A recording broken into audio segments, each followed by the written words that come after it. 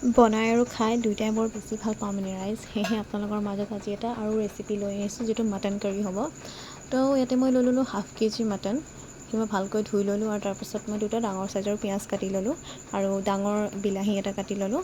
তাৰপৰা মই গেছত আপোনাৰ বহাই ল'লোঁ কুকাৰ, আৰু এতিয়া মই কুকাৰত দেখিছে ইয়াত তেল দিলোঁ। তেল দিয়াৰ পাছত মই কাটি থোৱা পিঁয়াজখিনি তাতে এড কৰি দিলোঁ।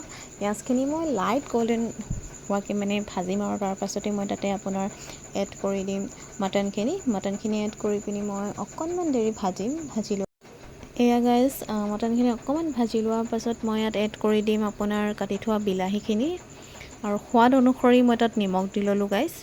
আৰু তাৰ পৰা আপুনি হালধি, জলকীয়া গুড়ি এইখিনি দি দিলোঁ। মা মছলা যি আছিলে মানে বাকীখিনি জিৰা, ধনিয়া, তাতে মোৰ গৰম মছলা আছিলে আপোনাৰ, মই তাতে আপোনাৰ শুকান জলকীয়াও দিছিলোঁ বাৰু। এইখিনি মই গোটেইখিনি ড্ৰাই ৰ'ষ্ট কৰি লোৱাৰ পাছতহে মিক্সাৰ গ্ৰাইণ্ডাৰত গ্ৰাইণ্ড কৰি তাৰপৰা মই এনেকৈ বনাইছোঁ মানে পিছা মছলাৰ সোৱাদ, গোটা মছলাৰ মানে সোৱাদটো অলপ বেলেগ ন।